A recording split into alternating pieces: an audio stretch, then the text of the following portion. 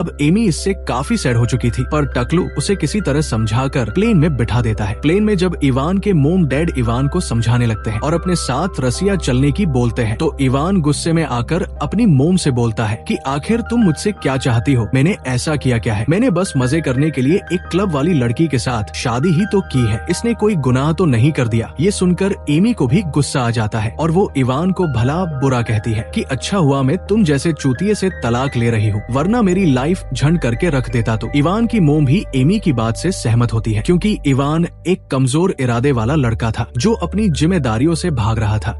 इसके बाद सभी लास्ट वेगस पहुंचते हैं, जहां ये कोर्ट में जाकर एक वकील को हायर करते हैं, जहां एमी तलाक के पेपर पर साइन करके इवान को तलाक दे देती है। टकलू वहां सभी से बोलता है कि इवान को एमी से बुरे बर्ताव के लिए माफी मांगनी चाहिए, पर इवान की मोम कहती है कि मेरा बेटा किसी से माफी नहीं मांगेगा। ये सुनकर एमी भी पीछे नहीं हटती और इवान की मोम को गालियां देने लगती है, जिसे देखकर इवान के डैड को बड़ा मजा आने लगता है। फिर एमी की टकलू के साथ इवान के घर भेजा जाता है, जहां वो बस एक रात के लिए रुक सकती थी। रात को टकलू और एमी दोनों आपस में बातें करने लगते हैं। टकलू एमी से दोस्ती करने की ट्राई करता है, लेकिन एमी टकलू के साथ अभी भी बदतमीजी से बात कर रही होती है और टकलू से कहती है अगर तुम्हारे साथ वो गेंडा नहीं होता तो तुम कब के ही मेरा खाता खोल चुके होते। पर टकलू माना कर देता है कि मैं ऐसा आदमी नहीं हूँ, अगर मुझे ऐसा करना होता तो मैं अभी भी तुम्हारा खाता खोल सकता हूँ। तो एमी कहती है कि तुम्हारे हथियार में दम ही नहीं है। ये बोलकर एमी वहाँ से सोने के लिए चली जाती है। अगली सुबह टकलू एमी को उसके घर छोड़ने के लिए जाता है, जहाँ जाने से पहले टकलू एमी को उसकी शादी की रिंग वापस देता है, पर एमी कुछ नहीं बोलती और सीधे टकलू के ऊपर चढ़ जाती है, क्योंकि एमी भी कई ना कई टकलू को चाहने लगी थी। और इसी बकचोदी के साथ इस मूवी की हैप्पी एंडिंग हो जाती है। Thanks for watching.